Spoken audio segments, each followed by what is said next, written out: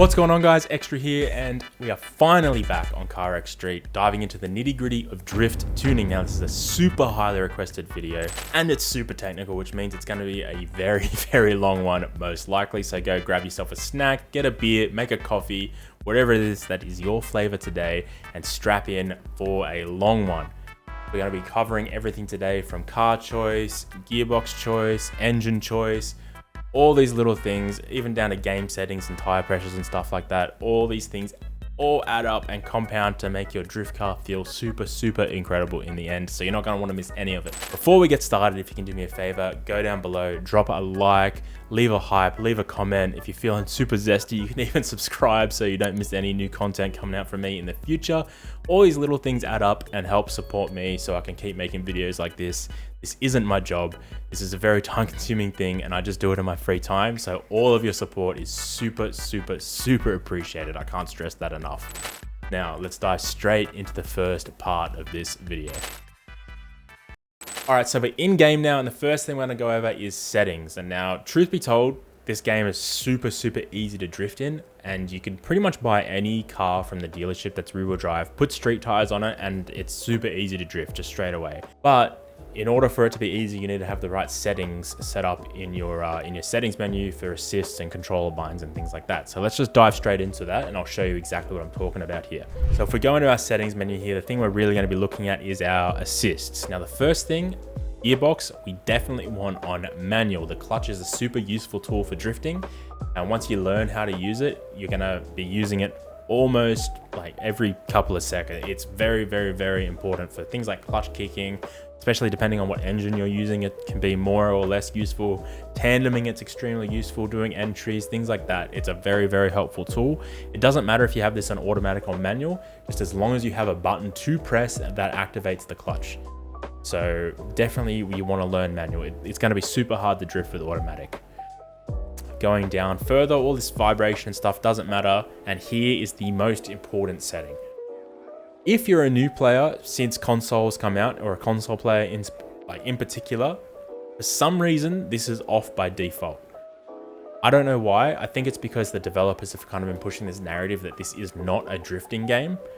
So they have it off by default. And by the way, it doesn't even do what it says. When it's off, it still counter steers. And when it does essentially the same thing. All this does is changes the way that your left analog stick behaves when you're trying to counter steer. So when it's off, it essentially doesn't counter steer unless you actively push back in the other direction. When it's on, it's always counter steering for you, always doing it automatically. So when it's off, it feels like to me that it just adds input lag and gives you less precision when you're drifting, which is super strange. And if you've got this off, definitely turn it on. The best way I can explain this is when it's on, this game feels like CarX Drift Racing Online, and when it's off, it kind of handles like BeamNG. So you definitely want to switch it on, because I think we all know what the better game is for drifting. And it's obviously Drift Racing Online. That's the game everyone loves, and everyone has still been playing for drifting ever since it came out. So switch this on, even if you've been playing with it off for a while. Just put it on and take some time to get used to it, because I promise you it is way better. And this was on by default when the game came out, by the way. This is a new setting. It never used to exist. I didn't even realize that it was off by default for most people, because it's always been on for me, and it's what I've been playing with since the game came out. It's how the game was designed to be played, and for some reason they made it like turn offable. I don't know why. So definitely switch that on. And then the next settings we're going to want to look at down here is our stabilization settings. This is another one that was never in the game when the game launched, and it used to just be 100 was like default basically before this existed. I set these at 50 because I still like having some assistance. To me, I find this is a relaxing game to play for me. If I wanted to play a super realistic simulator game, I would just go play Assetto Corsa and use my wheel. But I like being able to sit down, and I like to zone out a little bit and veg out after work. So having some assistance is very helpful. This is a very personal preference setting. Having it higher is going to make the car feel more resistant to angle, and it's going to help keep you nice and smooth. Having it lower is going to give you more freedom, but it's going to let you do more aggressive driving. But you are going to be more likely to spin out and things like that. So you can kind of counteract it with your tuning, but For the most part, if you like doing aggressive driving, you don't want to have this lower. If you like doing smoother driving, like low grip tandems and things like that, and big tandem trains, it's probably going to be more helpful to have it higher. It's really personal preference. I don't really think one's necessarily easier than the other. It's just a different kind of style of driving. So play around with this and see where you like it. I personally just leave it straight bang in the middle. I think you get the best of both worlds. Whilst you're drifting, the car feels super smooth, but it's low enough assistance levels that it lets you kind of throw the car around and do big entries and things like that. And then the last assist thing here is this drive assist settings. I don't even know why they added this as an option. I'm assuming it's probably for some weird input devices and things like that, like maybe joysticks or unsupported wheels, but you never want to turn this down. It's a horrible setting. Just leave it on standard. Promise you do not want to touch this. I'm going to show you my keybinds because I think my keybinds are a big part of why the drifting in this feels so fluid and so easy. And if you played Forza Horizon on manual with clutch, you are going to recognize these because these are the same keybinds or controller binds I've been using for manual with clutch since Forza Horizon 1 on Xbox 360. So a very long time. So obviously I actually use, I'll unplug it so I can show you. I use a PS4 controller. I know the controls are showing up in Xbox. I don't know why. I haven't been able to fix that, but I digress. We have throttle and brake, obviously on triggers. My clutch is on L1 or LB, which if you've played Forza, you're gonna recognize that. Handbrake is on X or A. Shift up is on X or square, and then shift down is on circle, which is B. And then they're really all the buttons that we're going to be using for drifting. We don't really touch anything else. This layout, Forza got it right all those years ago and has never changed it. And for some reason, I don't know why these other games don't also adopt it. This kind of makes sense in my brain because now all the pedals all happen on the back here, and all the hand controls like steering and gears all happen here on the front with my fingers. It just makes things really make sense. And everyone who I've told to try these settings has put them on and has never changed them back, by the way. So there's got to be some merit to that. They feel super fluent once you get used to them, and you can press all the buttons at the same time, which is really nice. All right, so now we've got the settings dialed in, let's dive straight into car choice. Now there's a few things that are going to weigh on what kind of cars are going to be better in this game. Things like weight distribution, width, even the engines that come in them, and some cars just have more grip, and depending on your driving style, some of these cars are going to be better and some are going to be worse. So I'm going to kind of give you an idea of what you should be picking. And I'm also going to buy one of these cars, and we're going to carry these cars through this whole tuning guide, and at the end we're going to end up with a fully built car from this moment here. So diving into this straight away, Mustangs, the S65 and the S55 or F35, whatever it's called, both the modern Mustangs really good. They have these really lightweight V8s in them. You can see the weight distribution is incredible. For a weight distribution in drifting, you want around the 50 to 55 front weight, and that's gonna be the most balanced feeling weight distribution for transitions and things like that. You don't want to go rear weight because that's going to put a lot of grip into the rear wheels, and it's going to make the car handle a little bit funny when you're transitioning. So if you're picking a car that I don't mention here, just keep that in mind. The A86 is probably on the most nimble and aggressive side you can get in this game. Very fast transitioning, very lightweight, very nimble, very aggressive. The E36 and the E46, both incredible cars, very balanced feeling. They have kind of the best of both worlds. They're very smooth, but also very nimble, very responsive, very aggressive. And the stock BMW engines for these cars are amazing. So you can definitely try one of them out. The 180SX, it's the starter car for when the consoles came out. Very good car. I love the engine that comes in this. It's the CA18. All the S chassis, really good. So the S13, the S14, S15. Like I said, the S15 is my favorite car in this game. I've got so many of them that I can't even fit any other cars in my garage anymore because I don't want to let go of any of the S15s that I've built. The RX-7s, both very good. The Toyota Crown, super car, super good car, super slept on. Very long wheelbase. If you want a smooth car that transitions nice and controllably, pick this one. Supra, very good. It just feels a bit heavy, but it's got a lot of grip. The 350Z feels very similar to the S15 and the S14. Both the JZX100s are very strong. The Mark II bottoms out everywhere though, so I would pick the Cresta if you're going to pick either of these. And I also think the Cresta's got better customization. If you want something American and you don't want a Mustang, The Corvette, actually, the C6 Corvette is, in my opinion, probably the most slept on car in this entire game for drifting.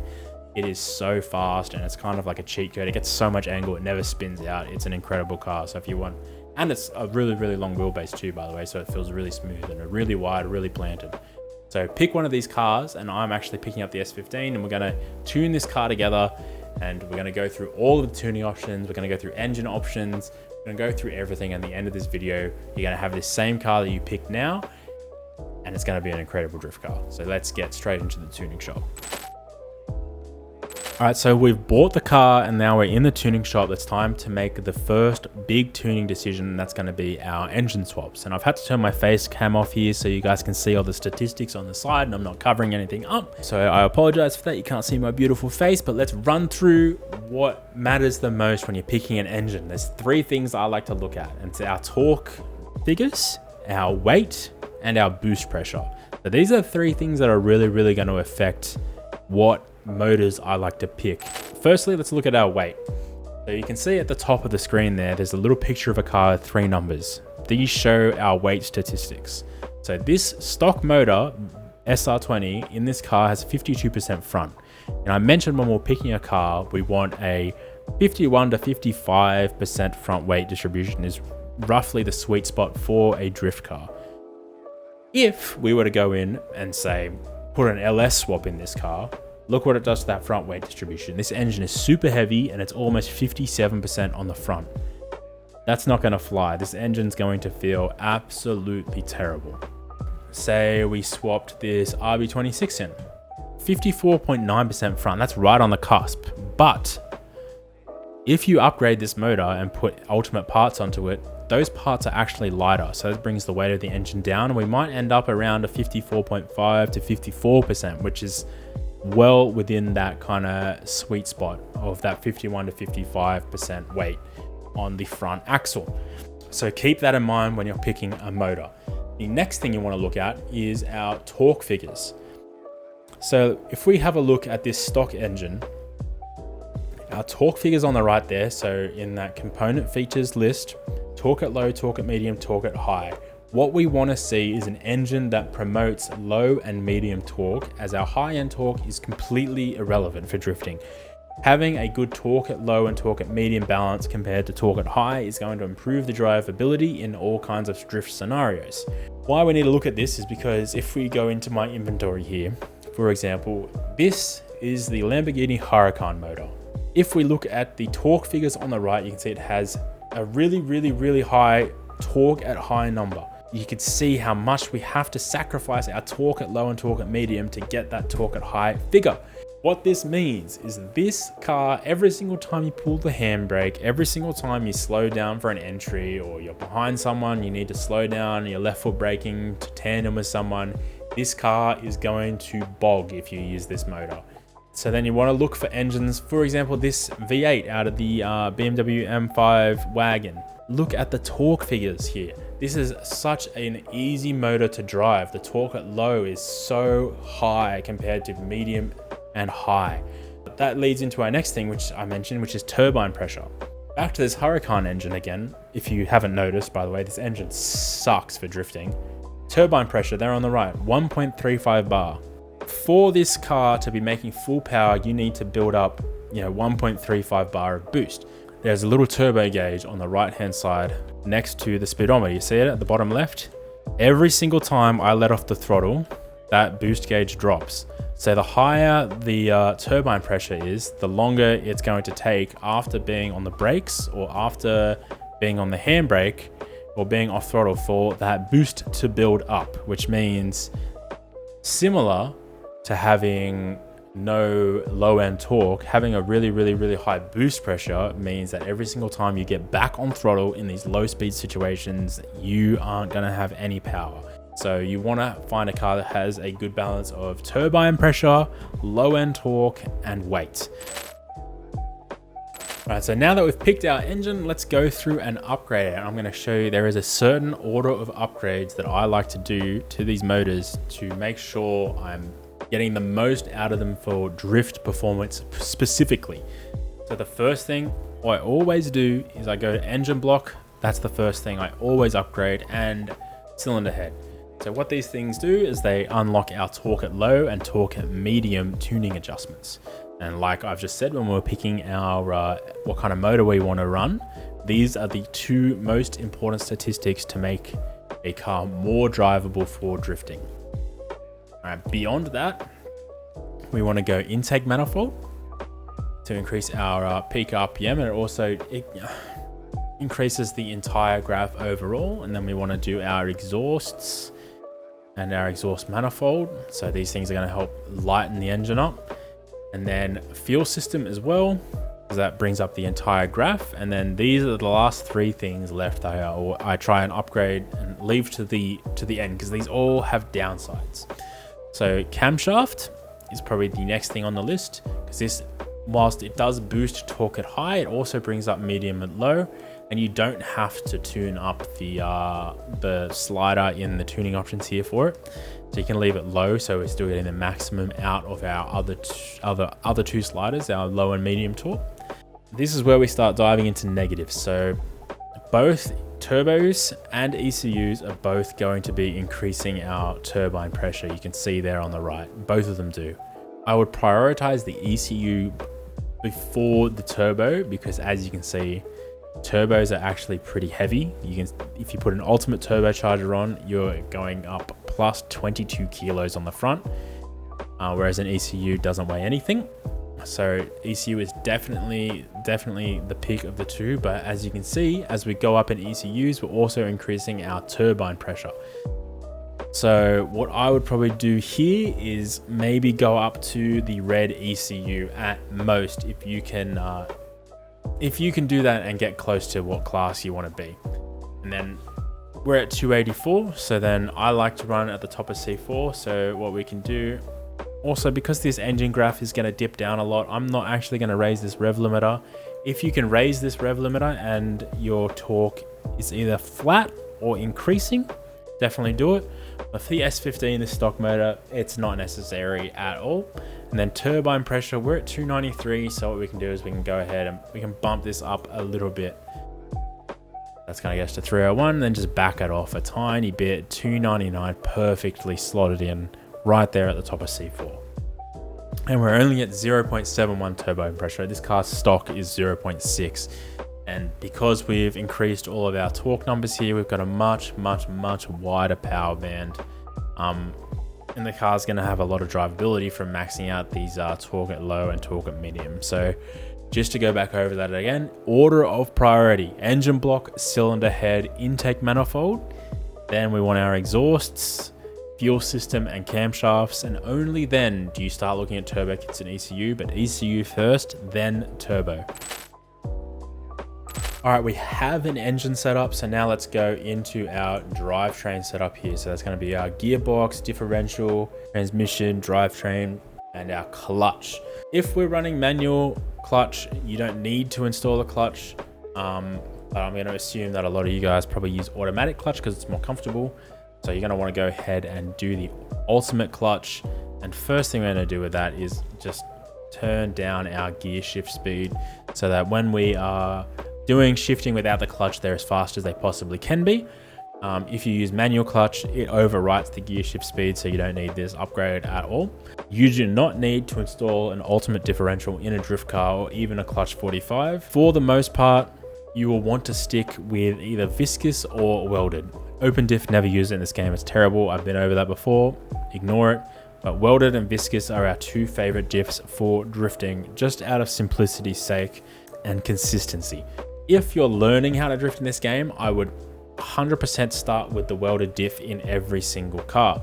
So the welded diff is the most consistent scenario you can place on yourself when it comes to the rear end of the car. It is just always locked. So it doesn't matter what you're doing. You could have the clutch in, the brakes on full throttle, doing a crazy big entry, chasing someone. The two rear wheels are always going to be doing the exact same thing. You can always expect exactly what's going to happen. You can anticipate everything. It never does anything strange. The only downside to the welded diff is that it can slow you down sometimes. Start with the welded and learn how to tandem and how to lead with the welded diff in the car. Once you've gotten good at that and you want to start picking up some more pace, that's when I'd switch to the viscous diff. And I've covered what the viscous diff does in more detail in my full tuning guide for grip racing, if you want to go check that out. But as a general rundown is it has 2 friction plates in it with oil between them. And as the wheels unlock and the oil heats up, there is more friction created there, so the differential locks. So this gives us a very, very, very smooth and very predictable locking action. You can really, really, really easily predict when it's going to unlock and when you're going to gain speed. With this viscous diff installed, we get this differential locking option. And this is just a basic slider that adjusts our preload. So 100% preload is basically a welded diff. Where I like to run it is at 80 as a baseline all the time. For every single one of my drift cars, I start at 80. I always install the viscous diff at 80. The lower down you have this, the more the diff is going to unlock on high speed corners. So when you don't have much angle, on transitions, and when you're pressing in the clutch. And you'll know that it's too low when you're going on a high speed corner and the car wants to straighten out, because that's when the diff's unlocking. So I generally find 75 to 80 is the sweet spot, normally where I keep all my cars. But if I'm doing a very competition focused car, then maybe I'll run it at 65, 70. And just as a general rule of thumb, higher is slower, lower is more speed.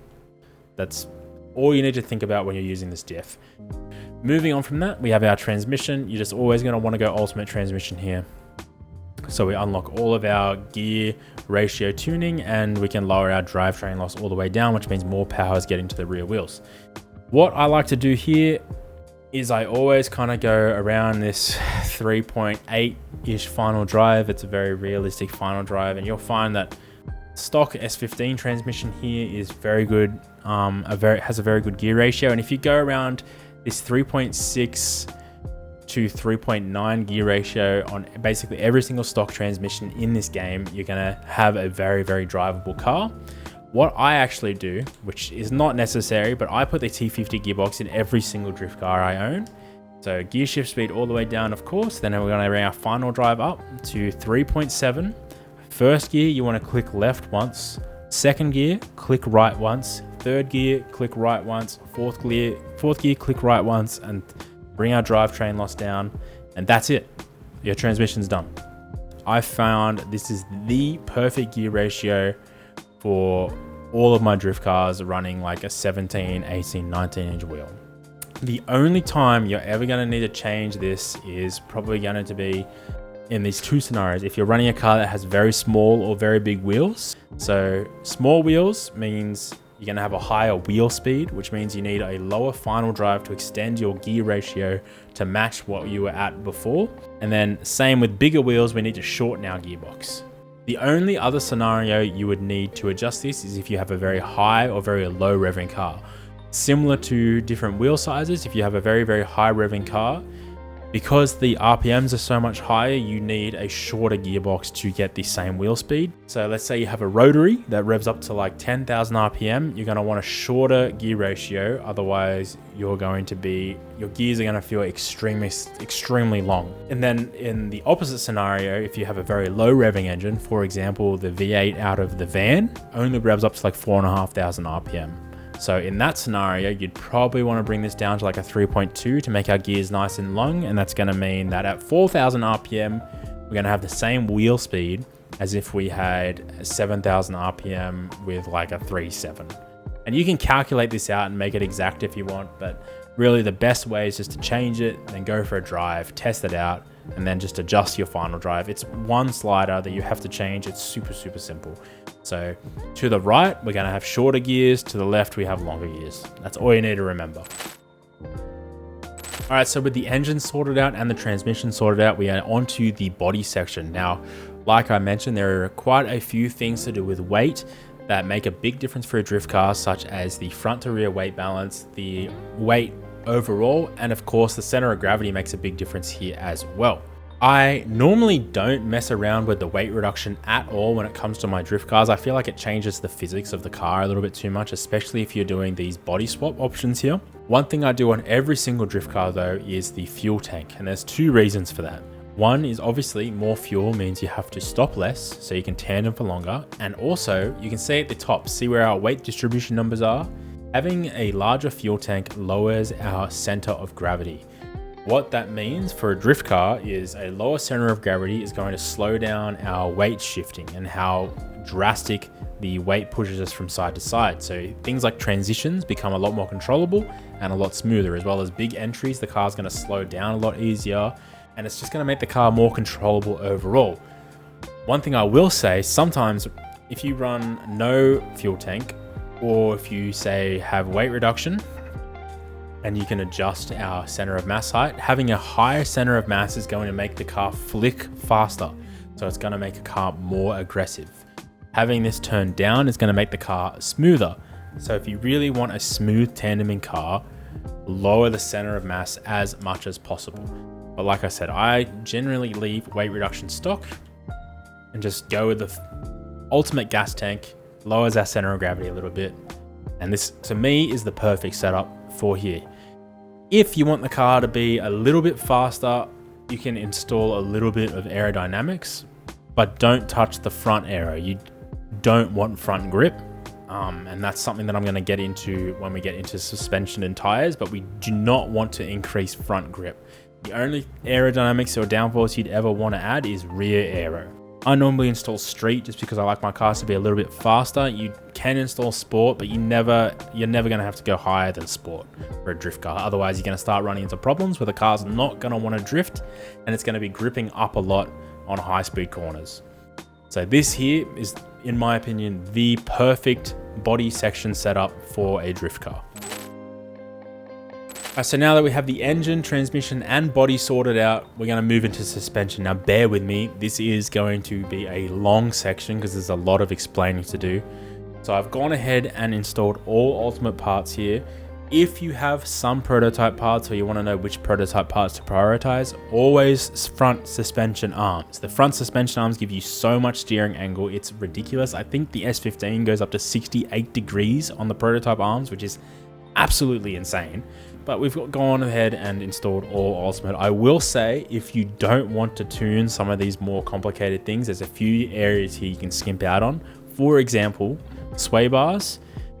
On a lot of my cars, I will simply just run this setup, so a sport front sway bar, and leave the stock one on the rear, or even go with no stabilizer on the rear. But for the sake of explaining how all the tuning works, we're going to install the ultimate here. And then dampers. A lot of the time, I just run sport dampers on my car because tuning the dampers can be a bit of a draining task. We're going to go ahead and run the ultimate dampers so I can show you a perfect drift setup for the damper tuning and show you how to dial that in exactly. Okay, so the first thing we're actually going to look at here is our spring stiffness, not spring length. We're going to skip that and go straight to spring stiffness. And what the spring stiffness is going to adjust is our response and our grip levels. So we want a very responsive front end. We want to promote as much grip as possible from the rear end. We don't actually want grip in the front of the car, and I'm going to explain why in a minute.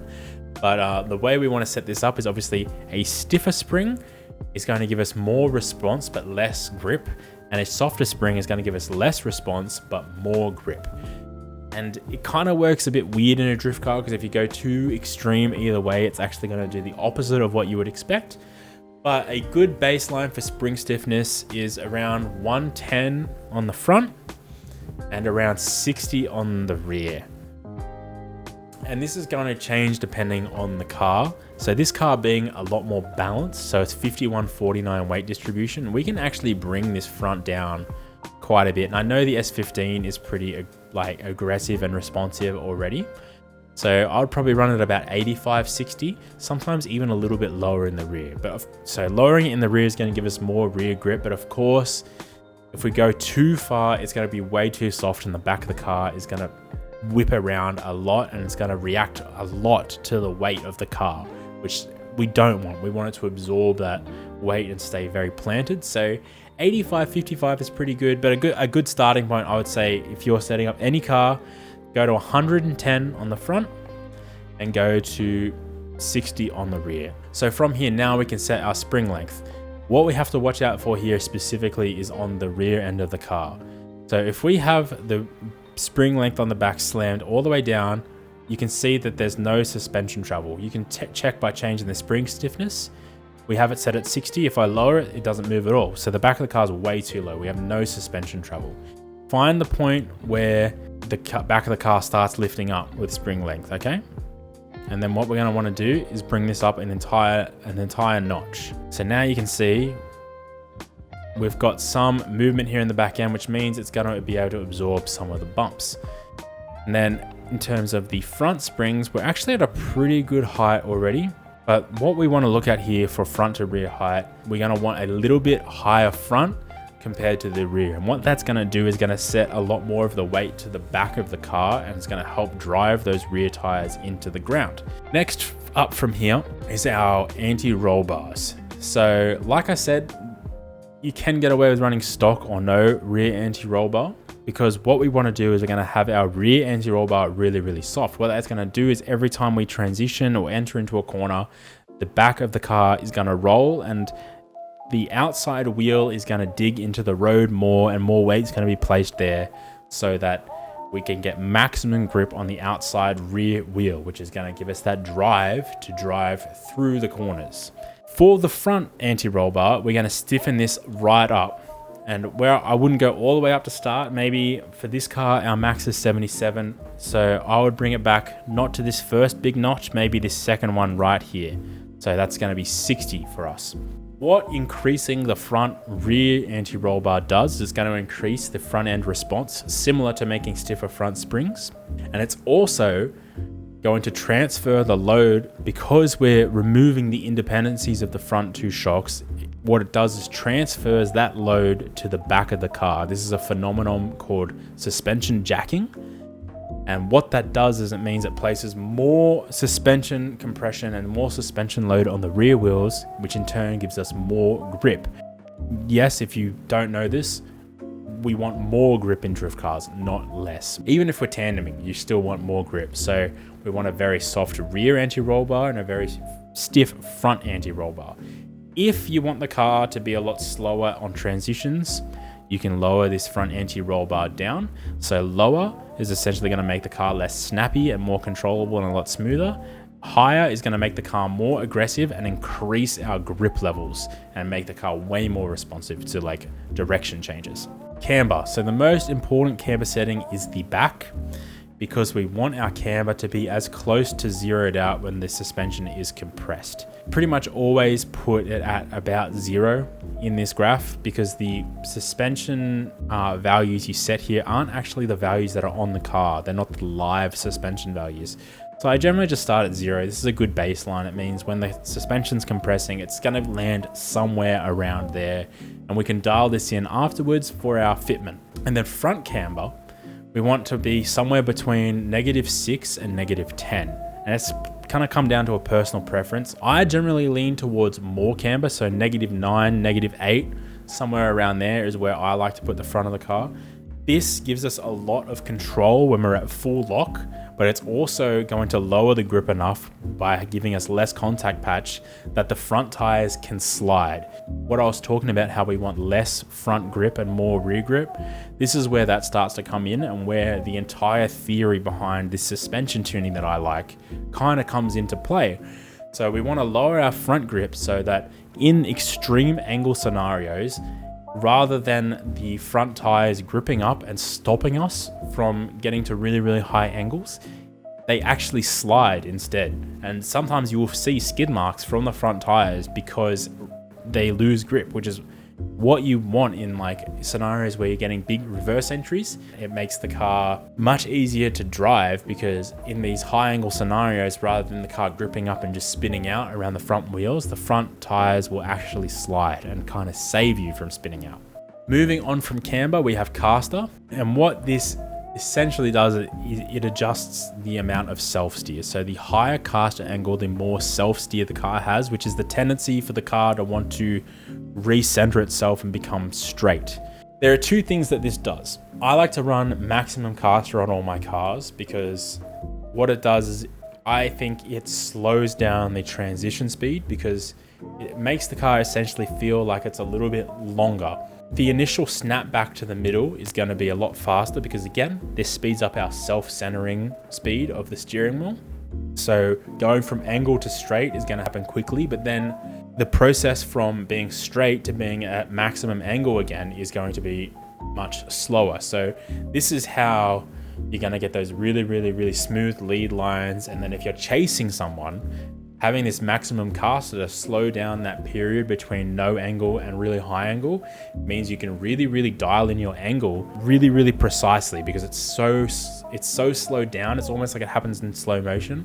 If you want the car to feel super nimble, you can lower this down.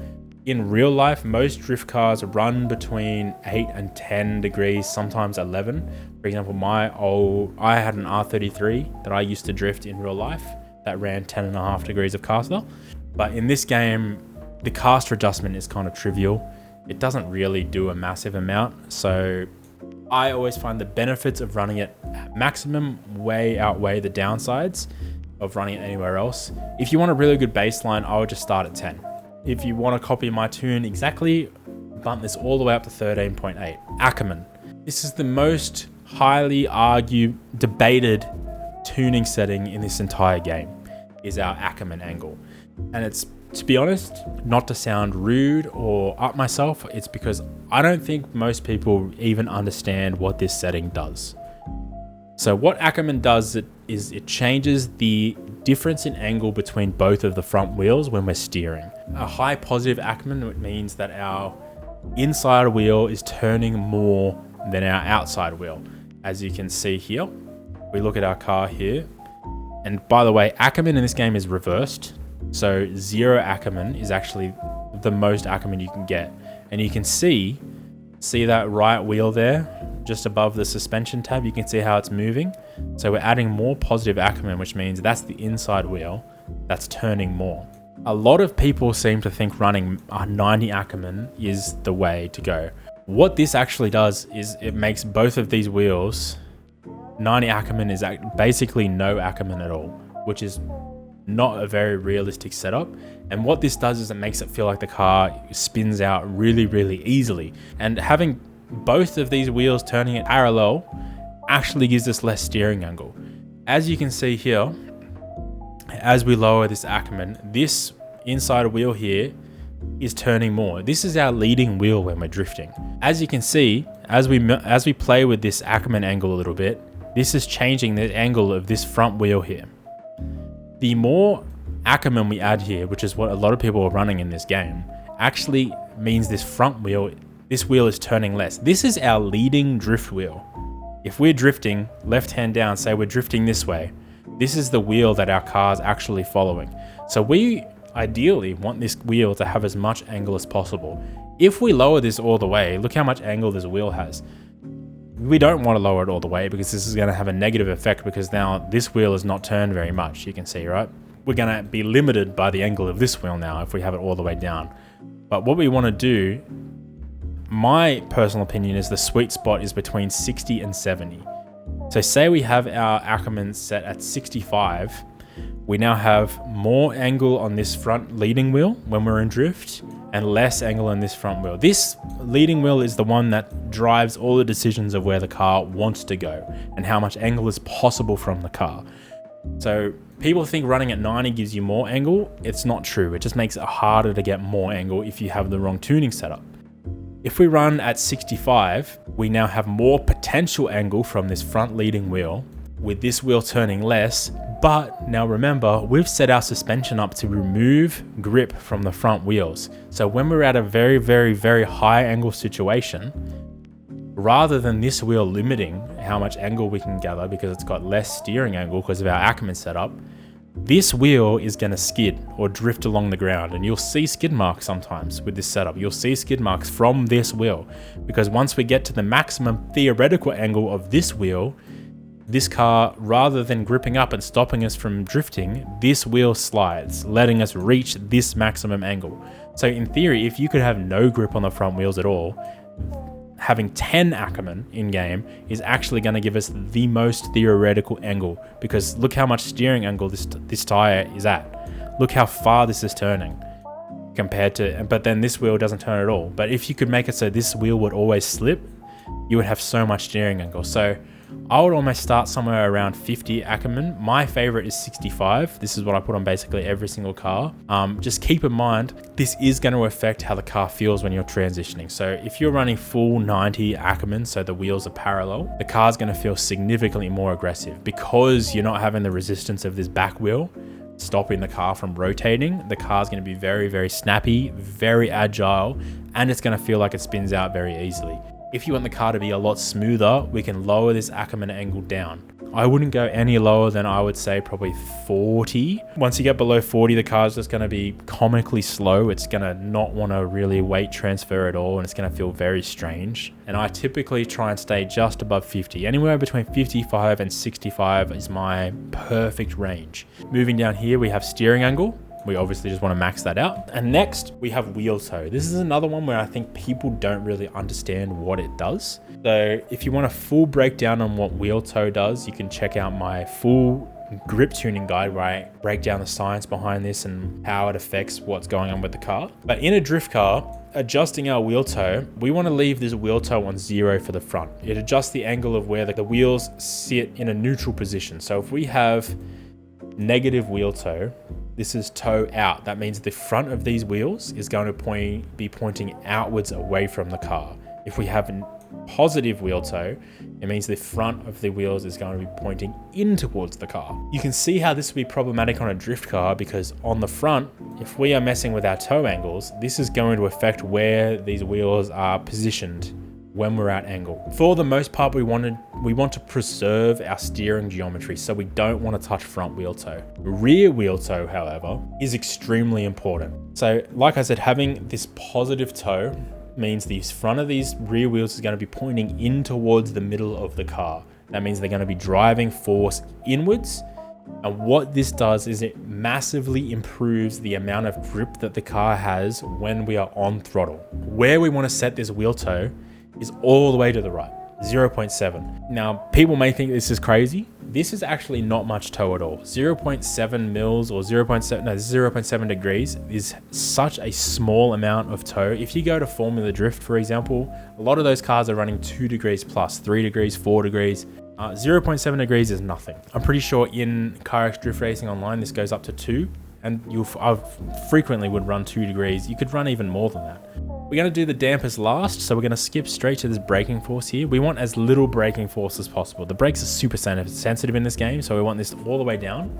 And this front brake balance, I like to set to 85 on ultimate brakes. This is going to give us the best balance of braking force and brake balance, so we can left foot brake behind people without the car wanting to just come to a complete stop. So this is how I set this on every single car, or I leave the brakes completely stock. I don't touch them. Probably the most complicated thing in this game, which is damper tuning.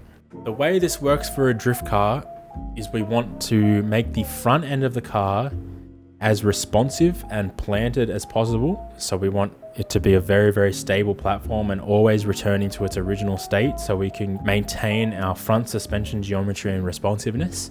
And then the rear of the car, we want to be able to let the suspension set and compress whilst we're on throttle, and we want it to stay there so that the rear of the car is not oscillating and changing our contact patch of our tires. So the way dampers work is increasing our damping rate is essentially slowing down this process here. So bump. Slow, by the way, means essentially internal forces, and fast bump is external forces. So slow bump, this is going to affect our weight transfer of the car. Fast bump is going to affect how the car absorbs bumps, like on the road, for example, or hitting a ripple strip or gutters and things like that. Increasing our slow bump means that it's going to resist bumps, or in this case, weight transfers, more aggressively. It's going to take more force, going to be less likely to compress the wheel when we're doing aggressive weight transfers. We don't want that on the rear of the car. We want the car to be able to compress. So we want to bring this down, and same with our fast bump rate. Rebound rates is how quickly and how much the car resists returning to its original state. So returning back to this original height. And it works in the same way. So increasing this is going to increase the resistance of the shock. So it's going to, making this higher means it's going to take longer for the shock to return to its full fully extended state. Having this lower means that it's pretty much going to rebound immediately. As soon as it compresses, it's pushing it straight back up. So what we want to do, like I said, we want the rear of the car to be able to set really easily. So we've reduced the resistance of our compression dampening or our bump dampening. What we want to do then is we want to increase our rebound so that the rear suspension of the car releases slower, so it stays in that compressed state for longer, which is going to promote grip. Because when the car is compressed, we're getting more toe and our tire is being pushed into the ground. So we want to be in that state for as long as possible. Really soft bump and a really stiff rebound, because this means that the back of the car can compress and it's going to stay there. For the front of the car, we want the suspension resetting to this position as much as possible. We also don't want it compressing, because that means that there's a weight pushing into the front wheels, which means that these front wheels are less likely to slide, right? And we're less likely to be responsive. So we basically want to do the opposite of what we've done to the rear here. So we want to resist compression so that the car is less likely to press down on these front springs. And we want to lower the resistance of the rebound. So let's say we do hit a bump or our weight transfer does push down on these front wheels, our rebound is immediately going to press back up on our shocks and return it to this position. This plays into our anti-roll bar stiffness by increasing the jacking effect onto the rear wheels, which are going to be compressed, by pushing all of the force from the front back up and then pushes it into the back. But this is also going to mean that we're always going to be in this idle position, this uncompressed state, as often as possible, which gives us maximum responsiveness from the front suspension. So that's our full suspension setup that you can basically copy onto every single car with some minor adjustments. And I hope that I've explained that stuff well enough that you can apply this to other cars and change it to how you like. All right, so now that we've gotten our suspension set up, let's dive into our wheel and tire setup, which is so much simpler. So obviously for spacers, we're just going to go straight for ultimate spacers so we can fine tune them as we want. Our wheel, so this is going to depend on our gearbox setup. Obviously the gearbox setup that I've used is perfect for 18-inch wheels, which I think I mentioned when I set it up. So anything between 17 and 19, you're really not going to have to change much of those gearbox ratios. And then I stick to a 265 front and a 285 front as a baseline to start from. And the reason I do this is the narrower tire on the front actually gives it less mass and less flex, which means it's going to be way more responsive, which allows the front of the car to be a lot more aggressive. And then the rear, having this slightly wider tire gives us a little bit more mass and flex for things like clutch kicks and launches and initiations and things like that. You get a lot more of initial grip by having a wider tire, and you can maximize this by going up even higher to like a 345. But then of course it's going to make the back of the car feel a little bit more lazy and take a little bit more effort to get it to do what you want it to do if you want to drive aggressively. For a street tire setup, I really like this 265 285. I think it maximizes the grip physics in the game whilst also taking advantage of the balance of tire flex versus response. Speaking of that, the stretch versus racing tires does actually make a big difference. So my baseline is just to throw stretch tires on to start with. Because of the way the game simulates tire flex, when you install stretch tires, it actually basically gets rid of tire flex altogether. And as I was saying with the having less tire flex from having a skinnier tire, if you get rid of the tire flex pretty much altogether, it means you have a very, very responsive tire. So putting stretch tires, especially on the front, is going to make the car feel very, very aggressive and very responsive. Things like flicks and feints and mangies. If you feel like you need more grip for things like clutch kicks and stuff like that, if you're driving very aggressively, I would go to a racing tire. This is like my maximum grip, like maximum speed, super aggressive setup. It'd be racing in the back and stretch in the front. But depending on the car, it doesn't look very good. So I'd always try and match it and I would probably go racing front and back, to be honest with you. And it's going to make the front of the car a little bit less nimble, so you have to throw it a bit harder, but it's going to make the car very, very grippy. But to start with, as a baseline, just stretch and stretch. And then for tire pressures and spacers, this makes a huge difference. So as we went through with our suspension setup, we're actually trying to minimize our front grip so we can take advantage of our Ackerman setup, so that our chase wheel can skid and follow our lead wheel. We actually want to increase our front tire pressure as much as possible. This also decreases rolling resistance, which means we're going to have a faster car. And for the rear, I normally bring the rear tire pressure down to 1.5 bar. Some cars all the way down to 1, depending on the car. I find that with stretch tires, I like to run 1. With racing tires, I like to run 1.5. So for this car, we have the stretch tires on, so I'll bring it all the way down to 1. What that's going to do is, it honestly doesn't make a huge difference in terms of grip when you're actually in drift. But for things like clutch kicking, having less tire pressure increases that tire flex and allows clutch kicks to really shoot your car forward a lot more. Spacers are incredibly important on a drift car. So having a wider front track width is going to give us a less effective Ackerman. So if you have a very, very narrow front track width with our current Ackerman setup, when you're steering, the difference between the wheels is going to be more exaggerated. So if you have a very narrow front track width, you can actually have the wheels kind of fold over on themselves and kind of glitch out. Having a wider front track width prevents that, but it also increases the front stability and also works with our suspension setup to keep the front of the car set. Rear wheel offset is also extremely important. So the narrower the rear wheels, the more grip the car has, more side bite. So that means when you've thrown the car sideways, you're actually going to slow down faster and the car's going to have more grip going into corners.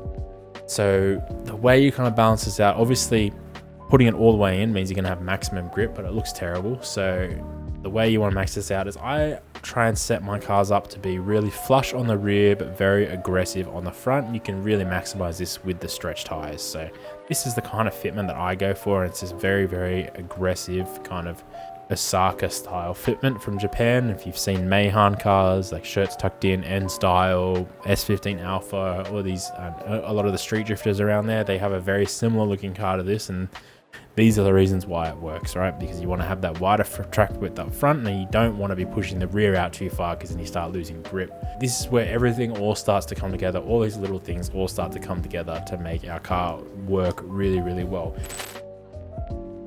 Okay, and just before we wrap up, I want to show you what this kind of style of tuning is like when it's pushed to the absolute maximum. So you can see this is a sport tire setup on a 190e Mercedes. It is like 900 horsepower, CS class. You can see we're running the same style of tire setup, 265 fronts, 305s in the rear this time for that increased flex, and then we're running racing compound for that flex as well, the racing sidewall. We've got our min-maxed tire pressure setup, and then the suspension. You're going to notice a lot of similarities here. We've got extra spring length here to make sure we're getting as much suspension travel as possible. Very, very soft in the rear, very stiff in the front for that maximum grip but max response kind of setup. Same again for the anti-roll bars. The camber, same again, even a little bit positive in the rear because we've got all that extra travel. It means this needs more positive camber so it's flat when it compresses. Maximum caster here, our Ackerman again 66, max steering angle, wheel toe max, and then we're going to notice very, very similar damper settings. We've kind of stiffened up the front rebound just because with these higher grip setups, kind of the more grip and the more speed you need to you really need to actually stiffen the rebound on the front, otherwise the car's gonna hop around a lot, and this mostly gets rid of that, so it just keeps the car really, really planted and responsive, as opposed to with a lower grip setup and a lower speed setup. You want this to be lower, because when there's less force, then it's less like it can withstand it when there's less force. But when you've got a massive grip setup and lots of force being applied to the wheels, they're gonna compress. So this means when they do compress, it does actually stay nice and stable. But then the rear dampers, you can see the same kind of setup, and then even this one, red diff with 80% locking on it, you can see there. So very, very, very similar setup. We've gone for a 50-50 weight distribution. We're following all the same principles, just completely pushed to the very, very, very high end of performance. This is what I would consider to be like a competitive level car. All right, so I had a feeling this was gonna happen. As you can probably tell, it is now super late, middle of the night. Everyone is gone to sleep except me. I've been sitting here working on this tuning video, and it is really, really long. So if you are still here watching, thank you so much for your support. It means so much to me. All I want to do is be able to help people out. I've loved reading the comments, and I love seeing all the people watching and getting knowledge from my grip tuning video using my AI tuning assistants. The support has been honestly overwhelming, and I'm sorry that it's been so long since I've been here in front of the camera and sitting in front of the microphone and helping you guys out, but life has been super busy and this is just a hobby for me. This is something I do on my free time. So thank you so much for the support. I can't stress that enough. And seeing how well all my other content's been doing and how it's been helping you guys out makes me feel honestly so blessed. And I would love to do that more, and the only way I can do that is if you guys go down below, like this video, boost it in the algorithm, leave comments so I can get this in front of more and more eyes and hopefully grow my audience and help even more people. If you want to stay connected to what's going on and where I've been active, you can join my Discord community. That's going to be down in the description. We've got heaps of active tuners and heaps of active players. We're always chatting shit in there, sharing tunes, sharing pictures. We've got new games coming out like Forza Horizon 6. We've been talking all about that kind of stuff, as well as even picking video topics. This video, for example, was voted on in a poll in my Discord, and there's more series coming out. Like I'm going to do a community build review, things like that. So if you want to get involved in content and be a part of the decisions of what's going to come out on my channel and what you want to see, join my Discord community down below, and I would love to see you in there and chat to you. All right, this has been a long one. I am absolutely smashed, super tired, so I'm going to go head to bed. Thank you so much for watching if you're still here, and I will see you in the next video. Peace.